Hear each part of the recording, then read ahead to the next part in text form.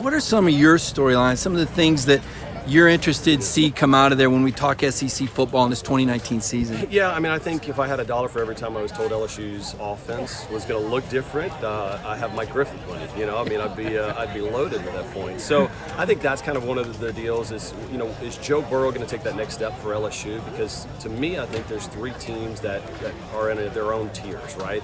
I think Alabama and Georgia are in tier one. They're championship caliber. They're ready to compete right now. No shock if they make the college football playoff. I think the one that's right below that is actually LSU. I think that with Ogeron, the recruiting classes that he's had, now that they're back healthy. Last year, Miles Brennan wasn't 100% healthy, so that limited what Joe Burrow could do because all their other quarterbacks had transferred. So I think LSU is in that tier right below it, and I kind of call that like tier 1.5. And then right after that, I think Florida, with the job that Dan has done, has been fantastic. And also, I think Missouri is going to surprise a lot of people. I think that's going to be one of the more talked about teams over the SEC media days is getting Kelly Bryant there. They didn't lose a lot of guys to the transfer portal, so I think the Tigers are going to be kind of a fun, trendy pick to have some success. Got a wild card for you. You mentioned Kelly Bryant, make me think of Clemson. I've got a lot of Clemson fans on Twitter that love to follow me. Would Clemson run the table in the SEC? You know what? I don't believe so, because, I mean, if we go back and look at how good Alabama is over the years, there's been years that they don't even win their own division. And of course, we saw that a couple years ago with Auburn. So I think Clemson is one of those interesting situations where they're not unlike Alabama a couple years ago. Remember where the SEC really had a bunch of above average teams, but Alabama was clearly a class of their own. That's Clemson.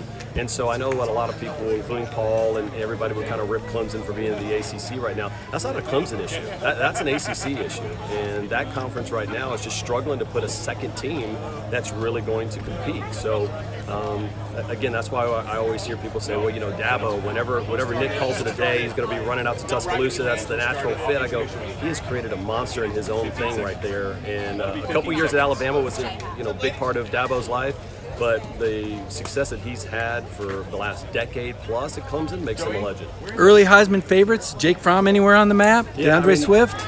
I like Fromm, obviously. And for me, honestly, in a weird way, as a Georgia fan, I don't need him to have a Heisman Trophy year because I want it to be just kind of a really well-developed, well-balanced offense that includes Swift, that includes whatever wide receiver you're going to have when you start fall practice. I think, honestly, a guy that could win the Heisman is a guy that is no longer in the SEC, is Jalen Hurts. I think Jalen Hurts is by far the most important player for not just college football, but the NFL this year. What I mean by that is if Hurts has the success and is a Heisman candidate and maybe even wins it, that'd be 3 straight Heisman Trophy winners for Oklahoma and Lincoln Riley. I think the ripple effect would mean that sooner or later, Lincoln Riley's going to say, I've done what I could do here. Dallas Cowboys come a-calling, or the Saints come a-calling, because Sean Payton goes to Dallas. I mean, I think there's so much of a ripple effect. I think a lot of that has to do with Jalen Hurts' success. Thanks, Peter. Great interview.